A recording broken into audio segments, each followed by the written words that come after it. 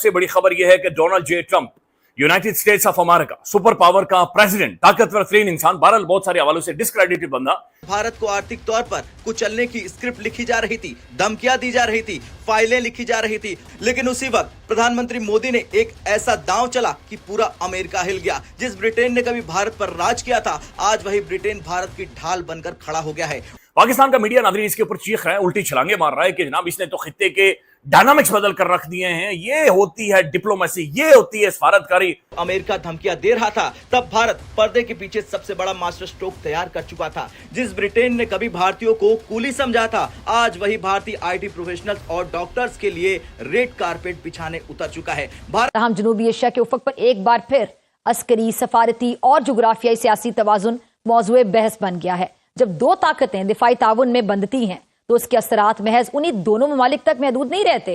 ये पड़ोसी रियासतों, खित्ते के अमन व इस्तेहकाम पर भी गहरे असरात मुरत्तब करते हैं। एफटीए के तहत ब्रिटेन ने भारत के 99% उत्पादों पर इंपोर्ट ड्यूटी खत्म कर दी। मतलब भारतीय कपड़े, जूते, दवाइयां, ऑटो पार्ट्स और machinery zero duty, no tax. अब सोचिए, जहां अमेरिका टैक्स बढ़ाकर भारतीय सामान को महंगा कर रहा था, वहीं ब्रिटेन भारतीय सामान को खुले दिल से अपना रहा। यही वो पल है जब ट्रंप का टैरिफ हवा में उड़ गया। अब इस एक डील से भारत ब्रिटेन व्यापार $112 बिलियन तक पहुंचने वाला है। यह आंकड़ा बताता है कि यह पाकिस्तान की कुल जीडीपी के बड़े हिस्से के बराबर है। ये लाखों नौकरियों का इंजन है। ये भारत के निर्यात को नई ऊंचाई देता है। और सबसे बड़ी बात, अब भारत अमेरिका पर निर्भर नहीं रहेगा। मेरा सवाल आपसे ये है कि ये टैरिफ नई बुलंदी पे जाना 50% का कह के और ये भी कहना कि आगे आगे देखिए होता है क्या, और दूसरी तरफ क्या नताइज होंगे इस सब के?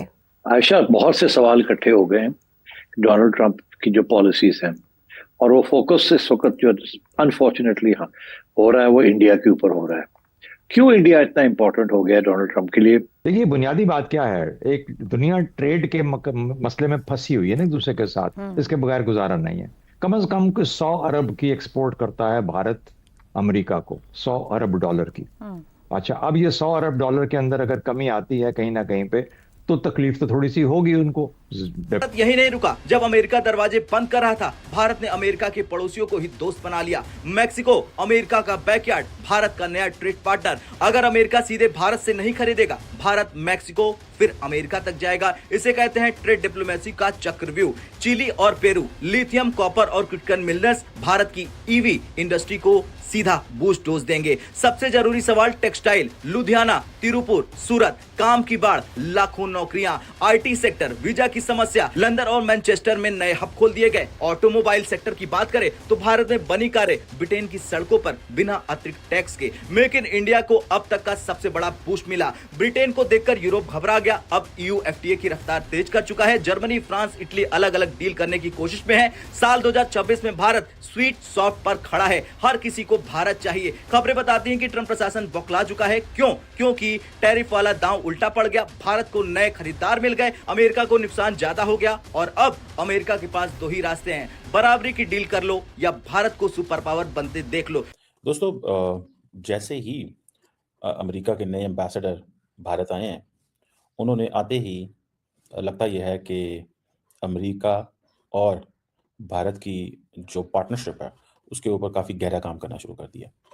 हुआ कुछ यूँ है कि जो लीडरशिप है अमेरिका की, उन्होंने दे हैव कॉल्ड, उनकी फ़ोन कॉल कन्वर्सेशन हुई है जयशंकर से, मार्को रूबियो और सर्जियो गोव जो हैं, उन्होंने बेसिकली जयशंकर से बात की है। और बेसिकली सर्जियो गोव ने ये बताया है कि मैं कौन हूँ। मैं आया हूँ तो मुझे vice president of the United states ने वेलकम किया है। मैं आया हूँ तो मुझे vice president of the United states ने कहा है गुड लक मिस्टर एम्बेसडर, ठीक है जी। और अगर मैं आया हूँ तो दूसरे दिन ही उन्होंने secretary of state Marco Rubio की कॉल करा दी। तो उससे सीधा सीधा मैसेज ये जाता है कि भाई साहब, मैं यहाँ पे I am something, I am not an ordinary person. America Bharat जैसे बड़े फरीकों का दिफाई मुआहदा इसी पस मंजर में गौर व फिक्र का मुतकाजी है। तारीखी एतबार से पाक अमेरिका ताल्लुकात इस वक्त मिसाली कुर्बत की अलामत हैं। ताहम भारत और अमेरिका की हालिया जो इख्तिलाफात हैं, इनके बावजूद दो तरफा ताउन को नजरअंदाज नहीं किया जा सकता। रात के दौरान बदनीयती पर मबनी और गुमराहकुन तबसरों ने यह बात साबित कर दी है कि भारतीय असर और रसूख की किस हद तक गहरा हो चुका है। और ये वही रविश है जो कि भारत ने जो करीबी भारत से ताल्लुकात हैं उसके लिए तरक्की और इस्तेहकाम का जरिया बन सकते हैं। तो ये शायद एक बहुत संगीन और तारीखी गलती है। भारत वो मुल्क है जहां मुसलमानों को महज मजहब की बुनियाद पर निशाना बनाया जाता है, जहां गुजरात का कसाब, गुजरात का कातिल आज इक्तदार के ऐवानों में बैठा है, जहां पर अजीत डोवल जैसे मुशीर तालिबान को जर खरीद दहशतगर्द कहने से नहीं झुकते हैं। तो क्या ऐसे मुल्क से जो अवाम है भलाई की उम्मीद रख भी सकते हैं?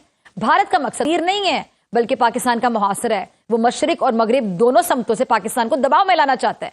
मुलाकात के अंदर गुफ्तगू क्या हुई, पॉइंट्स क्या थे, क्या चीजें अग्री हुई हैं, क्या चीजें नहीं अग्री हुई, ट्रंप क्या मांग रहा था, हम क्या मांग रहे थे। जाहिर है ये मुलाकात मेरी और आप वाली मुलाकात तो नहीं थी कि भैंस ने दूध दिया या नहीं दिया, शाहीन ने छक्के मारे या नहीं मारे, साइम अय्यूब बार बार जीरो क्यों कर रहा है, ये अंडे क्यों दिए जा रहे हैं, 4 अंडे एशिया कप के अंदर दे गया है, 4 दफा जीरो स्कोर इसने किए हैं।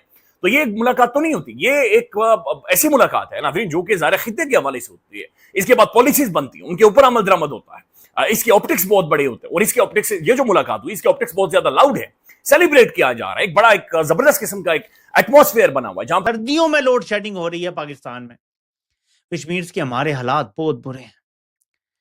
हमारे पास कख नहीं है बिजली बनाने के लिए, बचत की जा रही है। एलएनजी के कम से कम कंटेनर लिए जा रहे हैं ताकि हम बचत कर सकें।